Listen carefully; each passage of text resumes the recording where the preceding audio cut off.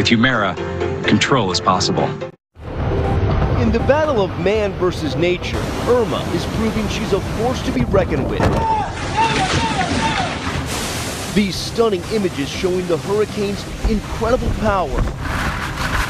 Whoa! Storm chasers push back as they try to measure wind speeds. A tourist taking a picture in the Florida Keys knocked over by the sea. The devastation it left from one end of Florida to the other is just coming to light. And as Irma continues its relentless march north, in Jacksonville, a flash flood emergency.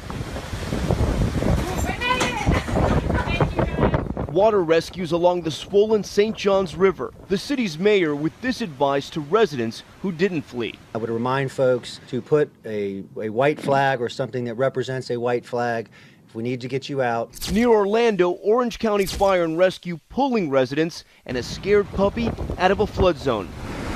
And this morning in the Florida Keys, where the hurricane first made landfall in the U.S., our first look at the damage. Boats grounded, cars under sand, homes destroyed.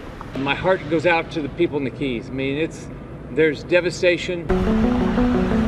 It's a tree down right there, wow.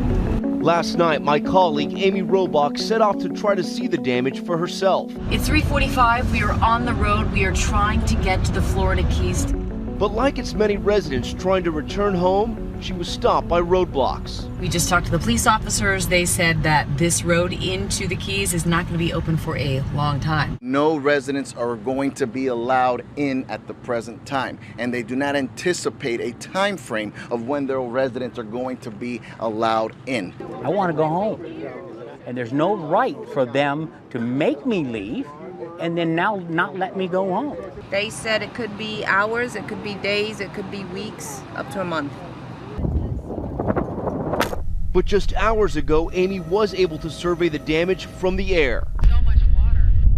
We've seen boats thrown upside down, roofs ripped off, and entire trailers or mobile homes demolished. Looking down at some of these mobile home parks in Marathon, it just looks like a debris field. Some of them, they are just completely destroyed. Down power lines, the beach spilling into the roadway, debris everywhere. It is going to be months and months before the community of Marathon gets back up and running.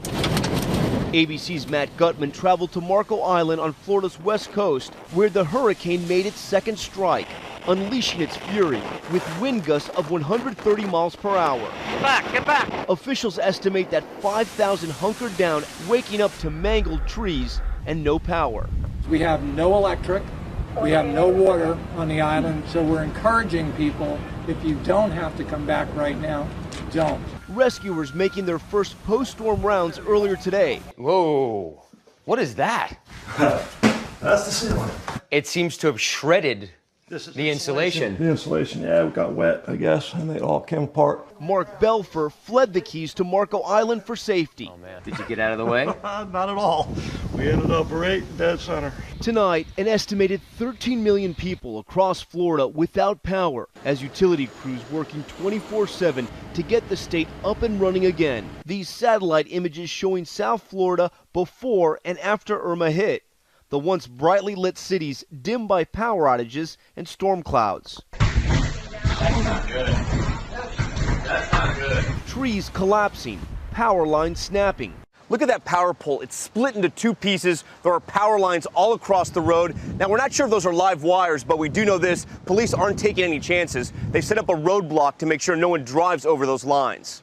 Last night was horrible. Here in Fort Myers, the Fulbright family lost power.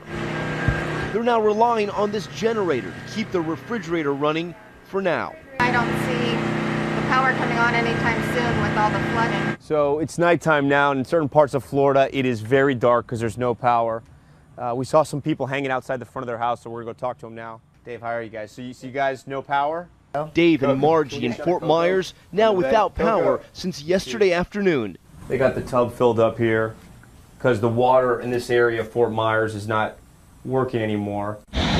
Over the weekend, the monster storm roared ashore as a Category 4 hurricane, spanning 400 miles across, engulfing Florida from coast to coast.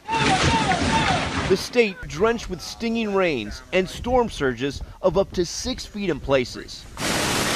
striking cities like Naples with wind gusts up to 143 miles per hour. These winds are unbelievable. The trees that are down, the debris that is flying. Look at this. This is just incredible. It feels like you're being blasted with the fire hose. We're feeling the brunt of Hurricane Irma right now. It is relentless. Miami battered and soaked. Trees uprooted. Just pulled straight out of the ground here. This is a street. This is not a river, but it looks like it. 2 massive cranes collapsing here amid luxury developments. Another in nearby Fort Lauderdale. Luckily, there were no injuries. Now, Irma has been downgraded to a tropical depression, but as it moves further inland to Atlanta, much of the deep south remains at risk of flooding. Another threat, tornadoes. Earlier today, a watch in effect from Savannah to Charleston. So far, Irma has claimed 10 lives in the U.S. and 37 in the Caribbean, and forced more than 6 million Floridians to evacuate and more than 200,000 people into shelters across multiple states.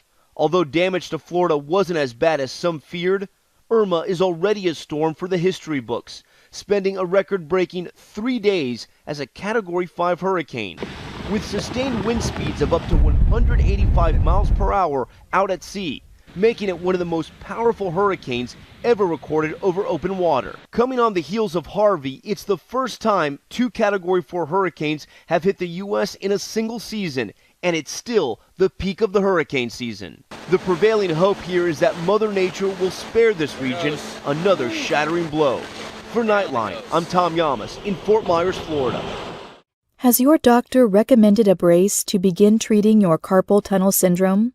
If so, you need Carpal-Rx Enhanced Brace Therapy.